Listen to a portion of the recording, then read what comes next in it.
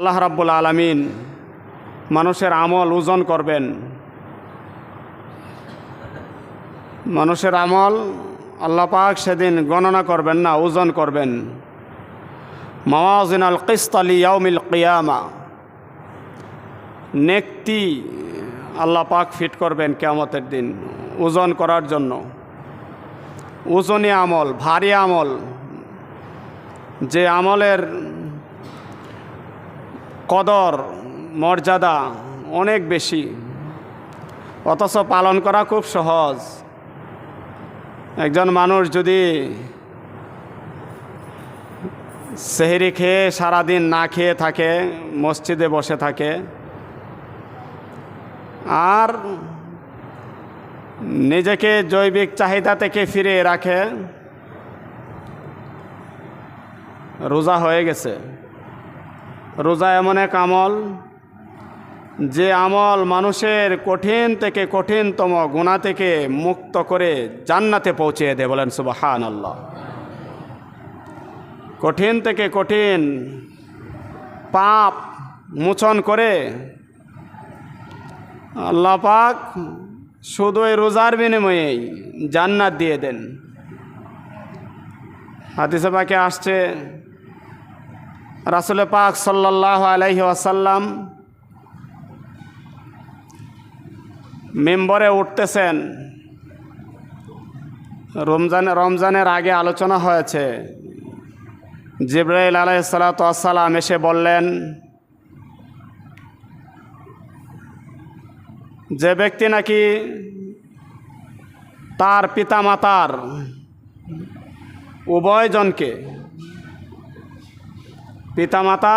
উভয়জনকে অথবা দুজনের কিলাহুমা আও আহাদুহুমা, এইভাবে উল্লেখ করা হয়েছে, উভয়কে অথবা কোনো একজনকে পেয়েছে, জীবদ্দশায় পেয়েছে। কাকে পেয়েছে? পিতামাতাকে। কাকে পেয়েছে? সন্তান পিতামাতাকে জীবিত অবস্থায় পেয়েছে। এমন নয় যে জন্ম নিয়েছে, আমার প্রাণের নবী সাল্লাল্লাহু আলাইহি ওয়াসাল্লামের মতো জন্মের আগেই বাবা চলে গিয়েছেন, এমন না। বলে যে মাকে বাবাকে পেয়েছে, অথচ তার গুনাহ মাফ করাতে পারে নাই। জিবরাইল আলাইহিস সালাম বলেন তার ধ্বংস অনিবার্য। আর রাসূল পাক সাল্লাল্লাহু আলাইহি ওয়াসাল্লাম বললেন আমিন আমিন, মানে ইহাই তার জন্য বাধ্যতামূলক হয়ে গেল। মা বাবাকে পাইছে, গুনাহ মাফ করাইতে পারলো না, সে আবার কিসের জান্নাতি? মা বাবাকে পায়া গুনাহ মাফ করাবো কিভাবে? মা বাবাকে খুশি করে। কোরআনে পাকে আল্লাহ পাক বলেন, ওয়ালা তাকুল্লাহুমা উফিন ওয়ালা তানহারহুমা ওয়াকুল্লাহুমা কাওলান কারীমা। মা বাবার সাথে তুমি এমন কোনো আচরণ করবে না। মা বাবার সাথে এমন আচরণ করবে না যে আচরণে ওনারা কোনো না কোনো একটা ফাঁকে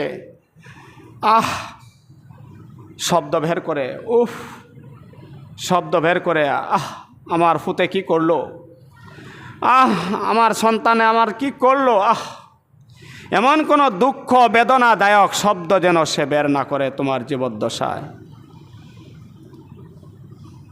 মা বাবা বিছানায় শুয়ে করট খাচ্ছে, এক পাশ থেকে অপর পাশে যাচ্ছে, করে একটা ডাক দিছে, সন্তান দৌড় দিয়ে গেছে মার কাছে, মা কি হয়েছে তোমার? বলে কোমরটা নিল, বলে না ঠ্যাংটা নিল। সন্তান তাড়াতাড়ি জড়ায়া ধরে, একটু জাবরায়া দেয়, একটু টিপে দেয়, একটু দাবায়া দেয়। মা কি করা যাবে, আল্লাহ দিছে না, দূর করার তো ক্ষমতা কারো নাই। আরে 1 মিনিট এই মন্দকে একটু হাতায়া দিয়ে আয়সা পড়ল, মার কলিজা ঠান্ডা হয়ে গেছে। আহা আমার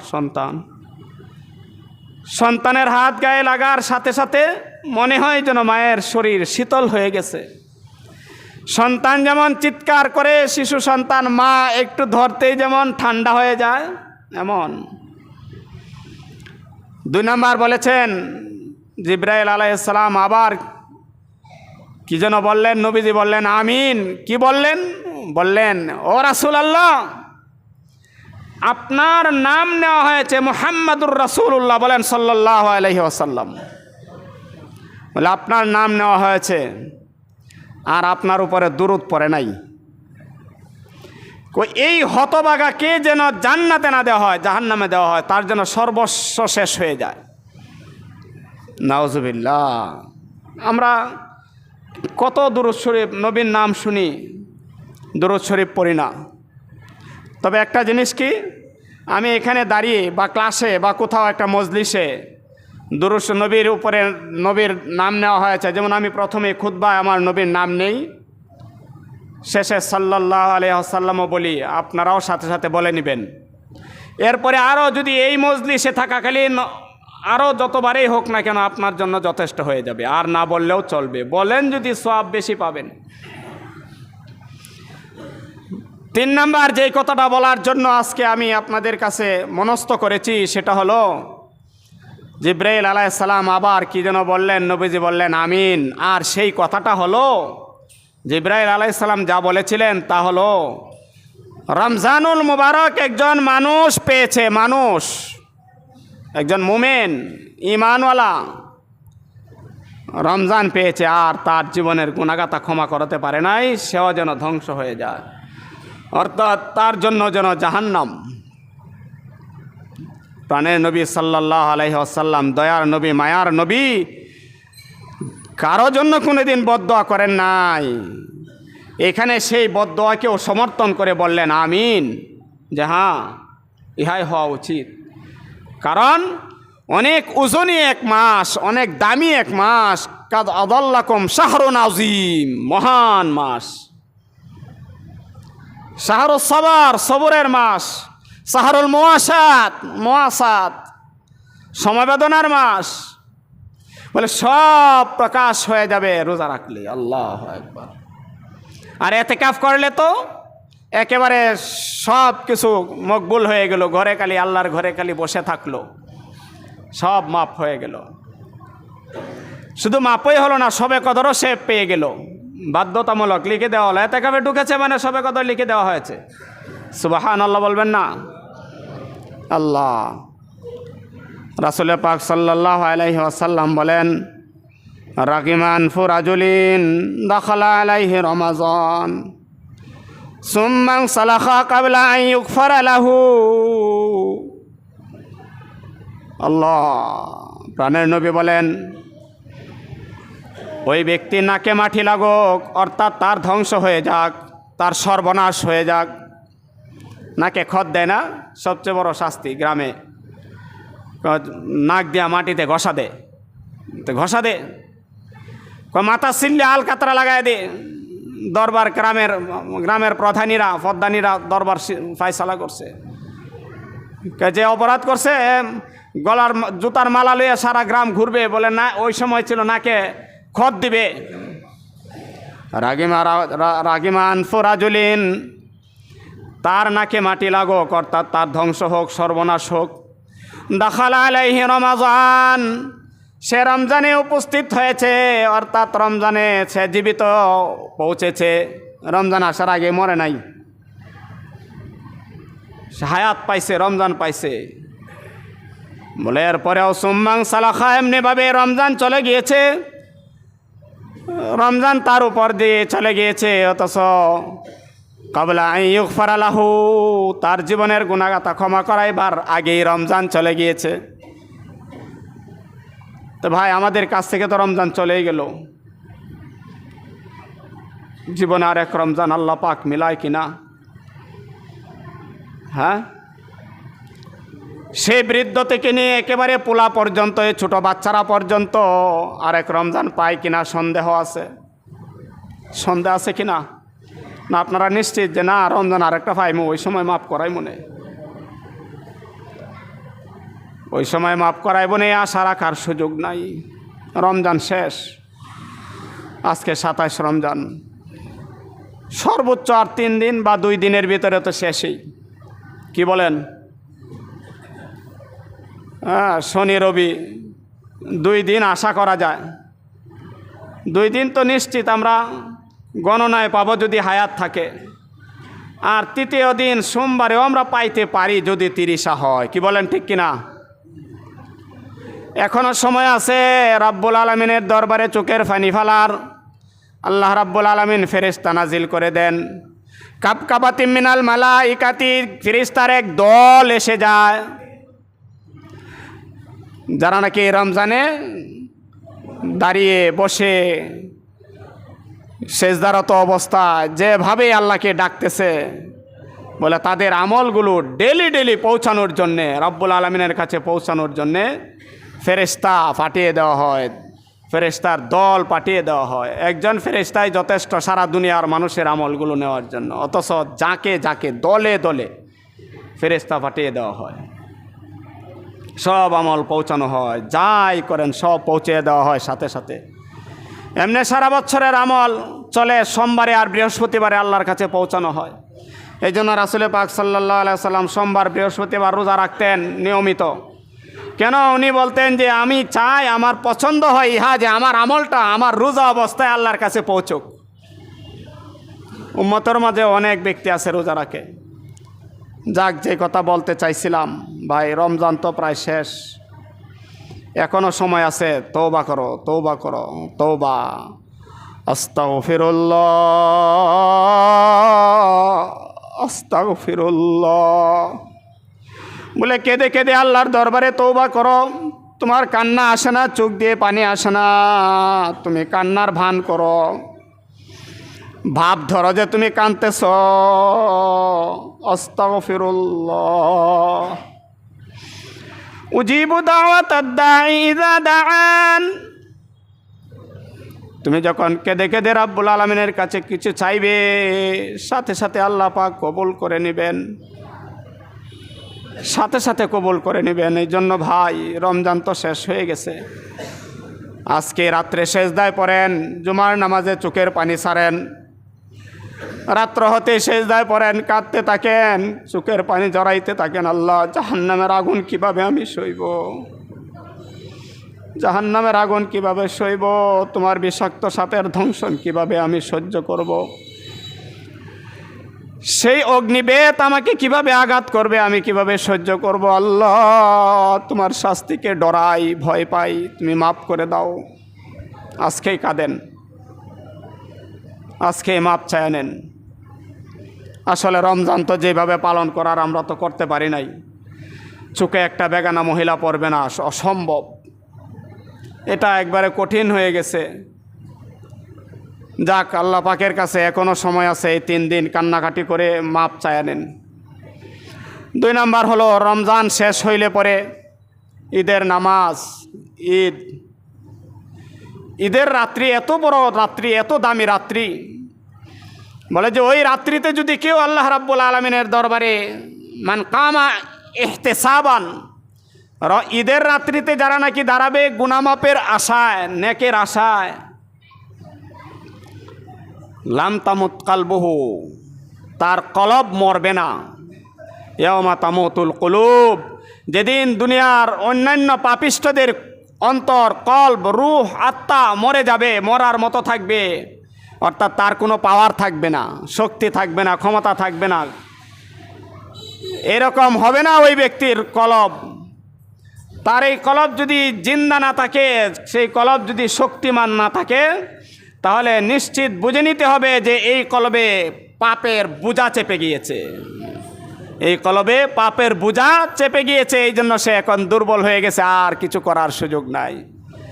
কঠিন বোঝা নিয়ে যখন কুলিরা চলতে থাকে, তখন তার হাতে আর একটা কিছু নেওয়ার সুযোগ থাকে না, একটা কথা বলারও সুযোগ থাকে না তার।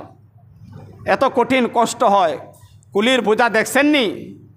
বড়বাজারে গেলে দেখবেন কুলি কীভাবে বোঝা টানে, সে কথা পর্যন্ত বলতে পারে না। বোঝা 2.5 মণ 3 মণ পিঠে নিয়ে কেট কেট করতে থাকে, চলতে থাকে।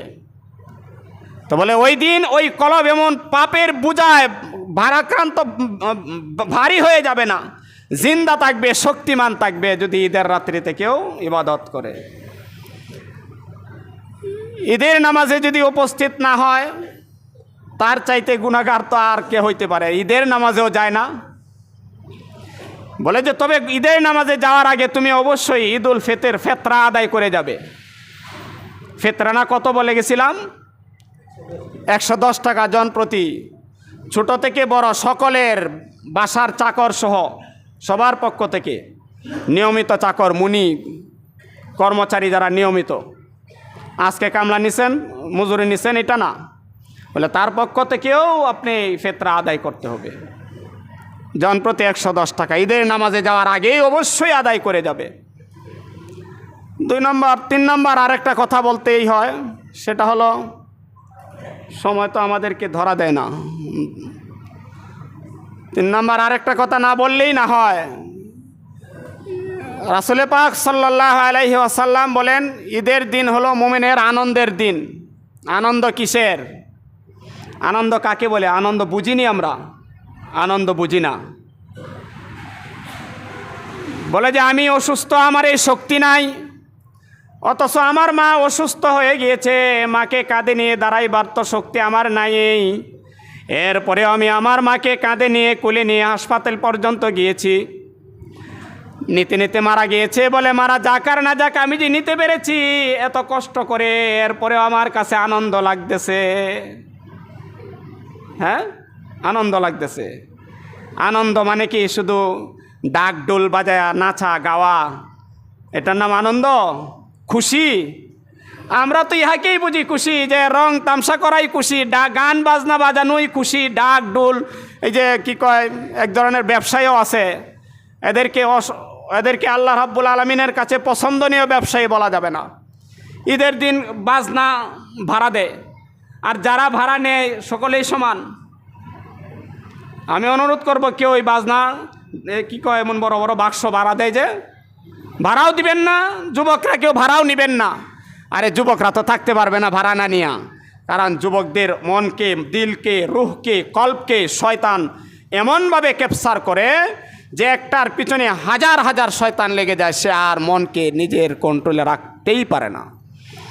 কিন্তু আপনি আমরা যারা মুরব্বী বুঝের হয়েছি, আমাদের দায়িত্ব তাদেরকে ফিরিয়ে রাখা, আমাদের দায়িত্ব তাদেরকে বোঝানো।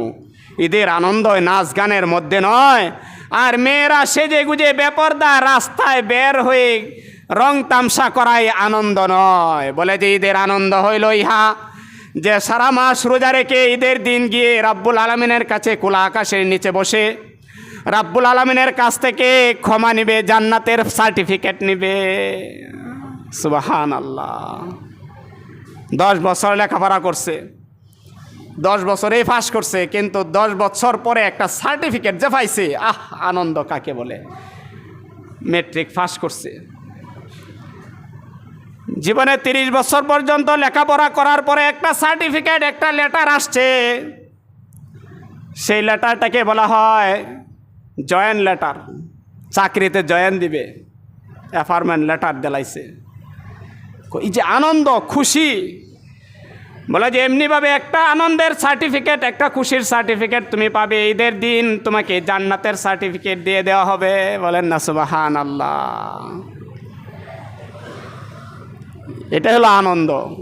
আর আমরা যুবক ভাইরা তো মনে করি ঈদের দিনেই যদি গানটা না গাইলাম, ঈদের দিনে যদি বাজনাটা না বাজাইলাম, একেবারে মাটি পর্যন্ত না কাঁপাইলাম, তো কি এর আনন্দটা হইল?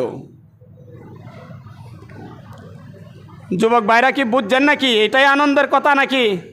আমি অনুরোধ করব, আমার এই এলাকায়, আমি তো এখন আপনাদের এলাকার, এই এলাকা এখন আমার, আমি আপনাদের, কি বলেন?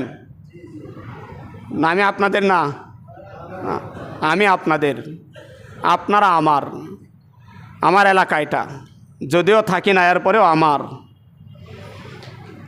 আমি অনুরোধ করব, এলাকায় একটা বাজনা ওইদের দিন বাজবে না ইনশাআল্লাহ।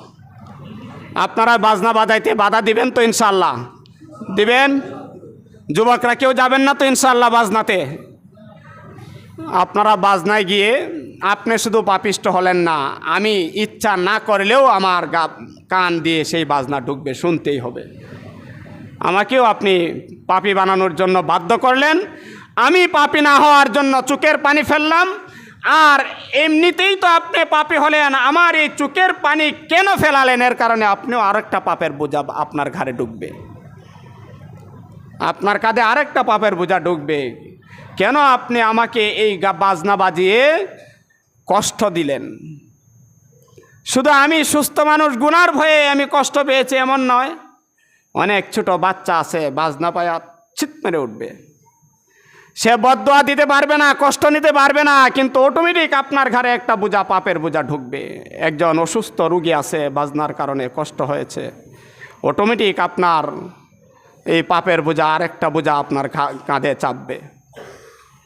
আমি অনুরোধ করব, ইনশাআল্লাহ আপনারা ওয়াদা করছেন বাজনা বাজাবেন না। যারা বাজায় তাদেরকে বাধা দেওয়ার 3টা সূরত।